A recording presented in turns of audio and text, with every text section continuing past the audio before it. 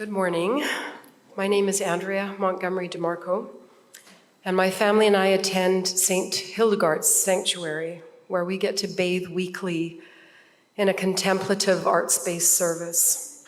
It is a place for me of rest, of replenishment, hearing the words that remind me who I am, who I belong to, and particularly when the world is suffering.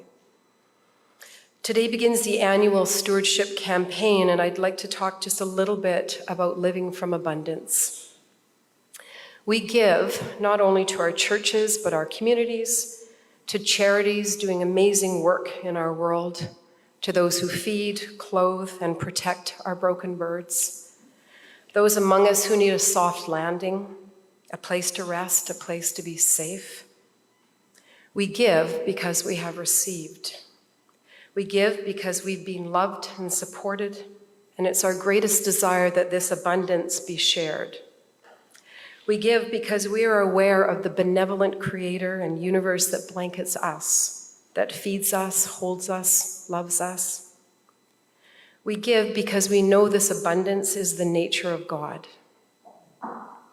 When we live from scarcity, we forget who we are and who God is. We live in fear that there is not enough, that we must be responsible to ourselves first and only, that we will use up the resources and find ourselves in the same place as those who most need our support. When we live from fear, we forget momentarily that in every breath we receive. To live from abundance is to hold foremost in our hearts and minds God's generosity. To be stewards of this abundance is to want to share it, to want to contribute to this abundance for others. To me, stewardship is not necessarily about new pews or electric bills, although there are certainly concerns that a responsible organization considers and manages. But stewardship is more about dreaming big, about envisioning how this abundance can serve God's world.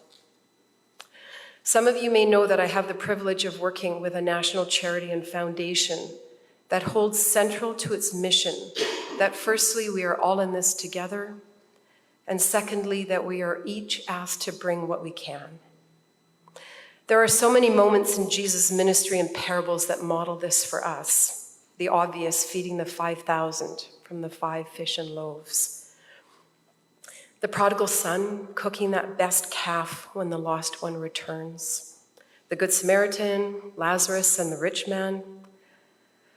On our board of directors, we have an accountant and a financial advisor, and their jobs are to ensure that the funds are always sustainable and that the board acts responsibly.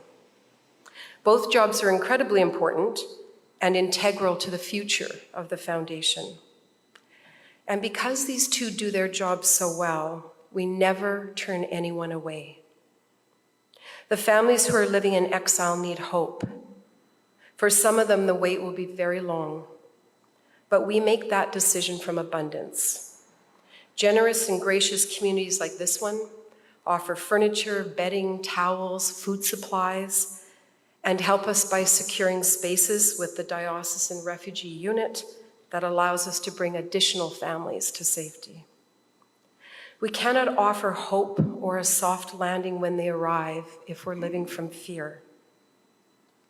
So this month, I invite you to consider the ways in which you are aware of the abundance that surrounds and supports you.